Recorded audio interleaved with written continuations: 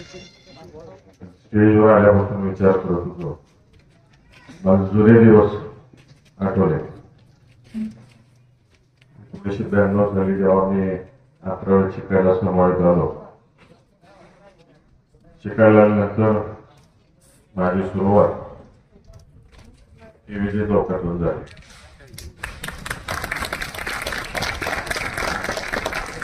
कोपऱ्यावर पाणटपरी होती.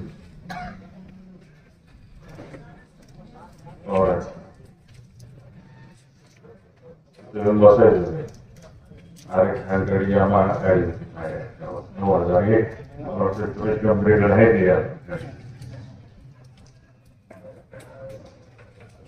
तेव्हा मग तिथं गाडी लावायचो. सुरुवातीला विजय चौकात दोस्त माझे झाले ते अजय सावंत, देवा भोसले, सुरेश वायकर, महेश सूर्यवंशी, वैभव शेट्टी, नाईट वॉचमन.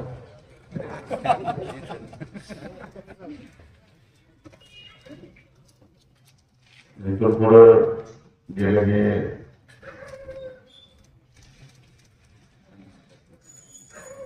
पुढं झोपडपट्टीत गेलं तिथं फाट्या असायला इराणी पट्टू आमचा सोमवार साठी पुढे गेले की मग तानाजी काशी, आवडसर उशीर आला. तानाजी काशी, महादेव सुर्वे, डॉक्टर सावंत, पप्पू क्षीरसागर, तिथलं पुढे गेलं की बेंद्रे, कोथमिरे,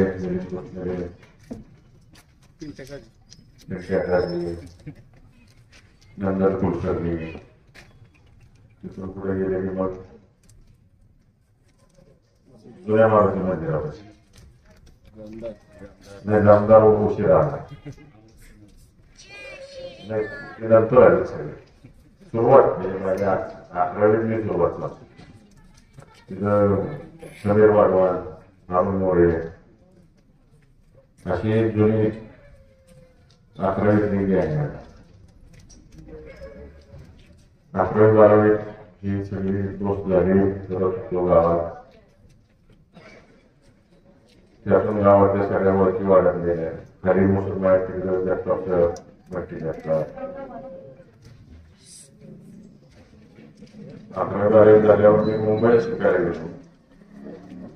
तिथून आल्यावर विजय प्रताप युवा मचकाट इथंच चौकात पहिली शाखा काढली. शाखा काढल्यावर बरेच कार्यकर्ते मंडळी आणि मोठी लिस्ट आहे. मुलांना नाव वाटलं म्हणजे पोसायला बरंच 101 कार्यकर्ते, प्रत्येक गल्लीतून 2-3 कार्यकर्ते. विजय चौकात शेअर बंधू असतील आणि आता मोठा परिवार झालाय मित्रांचा. विजय प्रतापची सुरुवात या चौकातून केली. 99 साली 2000ला ग्रामपंचायत इलेक्शनला सगळ्यांनी आग्रह करून मला उभं केलं इलेक्शनला. आपलंच ग्रामपंचायत फॉर्म भरायच्या आधी मला मोठ्या दादांनी आणि बाळदादांनी सांगितलं इलेक्शन पुरतं राजकारण, इलेक्शन संपलं की या गावातला विरोधक सुद्धा आपला आहे या पद्धतीनं काम करायचं. आणि त्या पद्धतीने मी जोपर्यंत आपलं ग्रामपंचायतीवर काम करत होतो आणि आता सुद्धा किती विरोधात काम केलं माझ्यावर तेच सगळी कार्यकर्ते तुम्ही काय ऐकताय कामात करून टाकतात स्वतः केल्यानंतर. दादांनी मोठ्या दादांनी आणि दादांनी दिलेली शिकवण या गावात जन्मलेला प्रत्येक व्यक्ती हा आपल्या कुटुंबाला मानणारा व्यक्ती वैचारिक मतभेद असतील परंतु कुटुंबावर प्रेम करणार आहे. आणि ह्या इलेक्शनला दाखवून दिलेल्या सगळ्यांनी मनापासून काम केलं.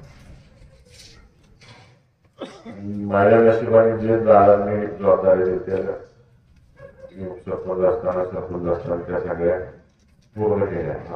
त्यावेळेस आपलं तळ वाढवायचं, त्याच्याने पाणी पुरवठा योजना करायची, गावठांसाठी जागा घ्यायची, सगळ्या पूर्ण केल्या. आणि मला योगायोग असानं माझ्यावर काम केलं, किशोरकाकांनी केलं, मानव केलं. सगळ्यात सिनियर सदस्य होते, सगळ्यात ज्युनियर मी एकटा होतो त्या बॉडीमध्ये, माझ्या पहिल्या बॉडीमध्ये. सगळ्यांचं मार्गदर्शन मिळालं, काम करायची संधी मिळाली, गावाने पण तेवढेच साथ दिली, प्रेम केलं. त्याचा परिणाम 2 वेळा आपलं ग्रामपंचायत बिनविरोध करू शकलो. बिनविरोध झाली आणि कॉन्फिडन्स आला. आणि मग इतर तालुक्यातल्या गावांची मागणी आली, पंचायत समिती पाठवायला आला. आणि इथं नव्हती पंचायत समितीला जायची, जेडपीला जायची होती. झालं, लोकांची इच्छा होती म्हणून उभा राहिला. तरुणांना फक्त सांगायचं की समाजकारणात, राजकारणात संयम हा महत्वाचा आहे. मी 2 वेळा जिल्हा परिषद अध्यक्ष पद सोडले, 2 वेळा जिल्हा परिषद उपाध्यक्ष पद सोडलेलं. प्रत्येक गोष्टीत संयम ठेवलेला. जे मोठे दादांनी सांगितलं ते मी केलेलं आहे. मग राजकारणात तरी गडबडत राहिली नाही. जिल्हा परिषद सदस्य ते डायरेक्ट तुमच्या सगळ्यांच्या आशीर्वादाने मी खासदार झालो.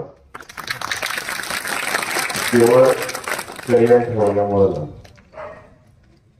आणि माळा लोकसभा मतदारसंघातील सोलापूर जिल्ह्यातील सरकार मशीनला मानणारे कार्यकर्ते असतील, मोठे दादांना मानणारे कार्यकर्ते असतील, त्यांच्या प्रेमामुळे मी खासदार झालो. सगळ्यांचा एवढा विश्वास बांधलेला होता की ह्या इलेक्शनला काही करून मतदारांचं सुद्धा मनात होतं की मोठी पाटील कुटुंबातलं कोणीतरी उभं राहिलं पाहिजे. मी फिरत होतो, कुटुंबातले सगळेच फिरत होते, आरावाडी दादांच्या कानावर घालत. माझ्या जी प्रवाहाच्या विरोधात इलेक्शनला उभा राहिलं माणसं सगळी भाजपमध्ये चालली आणि मी एकटाच विरोध दिशेने चालले. इंजिनिअरिंग फक्त केवळ आणि केवळ माळशिरस तालुक्यातल्या, माढा तालुक्यातल्या, करमाळा, पंढरपूर तालुक्यातल्या आणि मान बांधल्याने काही पूर्वीपासून सरकार मशीनपासून मानणाऱ्या कार्यकर्त्यांमुळं, तिथल्या मानणाऱ्या मतदारांमुळं माझ्या ट्रेनिंग आली की काय केलं तरी उभा राहिलं. काय होईल ते होईल, झडप देऊन घेतल्या स्टेजवर माझ्यावर काय काय झाले इलेक्शन मध्ये बघितले. परंतु जे धाडस माझ्यात निर्माण झालं की या सर्व कार्यकर्त्यांमुळे, जनतेमुळे निर्माण झालं. ते धाडसाने तुम्ही आपला काम करणार. खूप शिकायला मिळालं. आपलं उपसरपंच सरपंच असताना, सर्व नाशिक तालुक्यात सभापती असताना, जिल्हा परिषदेत काम करत असताना, म्हणजे सरकार मशीनवर, मोठ्या लोकांवर कसं प्रेम करते कार्यकर्ते जनता, हे ह्या इलेक्शनला सगळ्यात जास्त बघायला मिळालं, ऐकायला मिळालं. म्हणजे अगदी 1960 सालापासूनच्या आतापर्यंतचे अनुभव लोकांनी सांगितले. का उभं आहे त्याची मागची कारण सांगितली. मग ठरवलं की जनतेसाठी उभं राहायचंय, मला खासदार व्हायचंय म्हणून उभं राहायचं नाही. आणि मला खासदार मधून जाणार, निदान अप्रूव्ह करायला म्हणू नका, भैया मंडळच म्हणावं. मला शेवटपर्यंत नंतर भैया करायचं, अप्रूव्ह करायचा माळशिरस तालुक्याचा भैया करायचा आहे. ते अंतर पडते खासदार म्हणजे लांब जाते, जाते लांब लांब बोलून भैया म्हणजे जवळ येऊन उभा राहून बोल, हक्काने बोल, हात धरून बोल, तेच पाहिजे शेवटपर्यंत. मोठी जबाबदारी आलेली या मतदारसंघात नेतृत्व पवार साहेबांनी केले, मोठ्या दादांनी केले. त्या अपेक्षा तुम्ही सगळे बघताय. नुसतं विकासाच्या बाबतीत अपेक्षा बघत नाही तर राजकीय दृष्ट्या सुद्धा तुम्ही सगळेजण अपेक्षा करताय.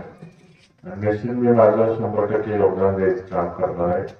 जे मोठ्या दादांनी विश्व निर्माण केलं या जिल्ह्यामध्ये पवार साहेबांच्या तसंच उभं करण्याच्या दृष्टीने आपण रात्रंदिवस काम करणार. आणि तुमच्या सगळ्यांचं प्रेम असंच गरजेचं आहे. आता विधानसभा इलेक्शन आहे. आपण खासदार झालो म्हणून घाला पाहिजे नाही त्यातल्या कोण तर तालुक्याने अजिबात घाला पाहिजे चांगल्या पद्धतीनं कार्यक्रम करायचे आपल्याला करेक्टच कार्यक्रम करायचे त्यावेळेस नवीन शब्द काढू अजून ते वातावरण आणखी तापायला वेळ आहे पश्चिमी यायचे आल्यावर तू ज्याला त्याला त्या उत्तर देऊ आज ती वेळ नाही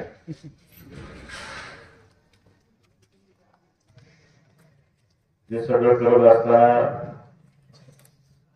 जे प्रेम या माडा लोकसभा असेल किंवा सोलापूर जिल्ह्यातील लोकसभा त्या लोकांचं असेल दादांवर प्रेम काय करते आपण नुसतं इथून एक शब्द टाकला दादा नुसतं मोहोळमध्ये राजन पाटलांना भेटून आले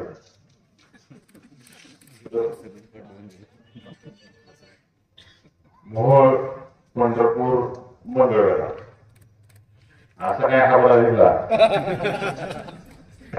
वस्तू भेटून आली बसून आली दादा चहा पाणी बोलत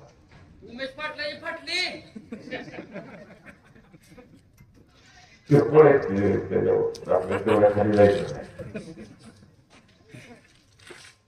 काय प्रेम करते जनता ही या माध्यमातून दिसून आलं दादांवर किती वेळासारखं प्रेम करते त्याच्या मागे दादांचं किती मोठं योगदान आहे दादांनी किती लोकांसाठी केलं तसं माझ्या कुटुंबातल्या सगळ्या लोकांनी मोठी मोठी परिवार असेल माझी माझी परिवार असेल वाड्यातला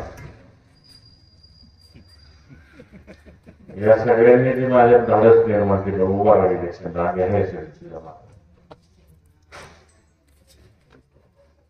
बाळदादांनी धाडस दिलं मला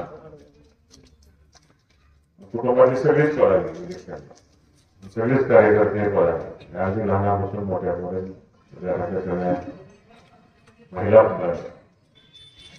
त्यामुळे हे यश संपादन करू शकतो मतदान झाल्यावर किती दाखवलं पडलं आपलं सीट पडलं असं म्हणे मला कॉन्फिडन्स होता की आपण पडत नाही आणि मी विठ्ठलाचं दर्शन घेतल्या मतदान काउंटिंगच्या दिवशी सांगितलं मी 80,000 ते 1,30,000 मतदान निवडून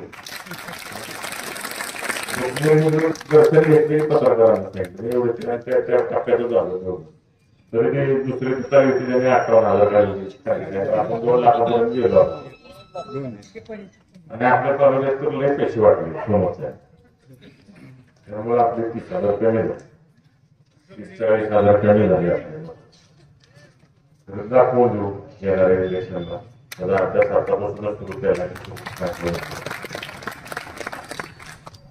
असंच प्रेम तुम्ही सगळ्यांनी ठेवा तुमच्या सगळ्यांची मला माफी मागायची त्यात माझी चूक नाही लाला गणेश चूक आहे आणि जोड्याची चूक आहे मी म्हणत होतो कार्यक्रम निवांत घेऊ 2-3 दिवसांनी तर यांनी एवढी तयारी करून ठेवली होती ऍडव्हान्स थोडी होती थोडी होती मी आधीच सांगितलेलं मला उशीर होणार आहे आज 15 गावात गेली स्टेजवर रवी पाटील आहेत राष्ट्रवादी काँग्रेस पक्षाचे जिल्ह्याचे कार्याध्यक्ष ते माझ्याबरोबर होते शिवबाबा म्हणून आज 15 गावात गेले सकाळी 9 वाजल्यापासून यांना आधीच सांगत आज घेऊ नका निवांत घेऊ आपण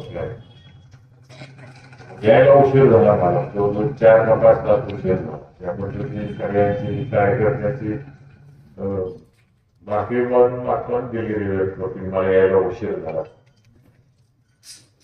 तुम्ही जो सत्कार ठेवला त्याबद्दल सगळ्याच कार्यकर्त्यांचे या ठिकाणी आभार मानतो तुम्ही इलेक्शनला काम पण चांगलं केलं सगळ्यांनी त्याबद्दलही आभार मानतो आणि असंच प्रेम सगळ्यांनी माझ्यावरती ठेवा मोठी मोठी कुटुंबावरती ठेवा अशी मी सगळ्यांना विनंती करतो आणि अजून एक योगायोग सांगायचे आपल्या ज्या घरातून 4 खासदार झाले सगळ्यात आधी पप्पा खासदार झाले लोकसभेवर नंतर रंजनला राज्यसभेवर खासदार झाले नंतर मोठे दादा खासदार झाले आणि मी आता खासदार झालो आणि माझा जो शपथविधी झाला तो पप्पांच्या जयंती दिवशी झाला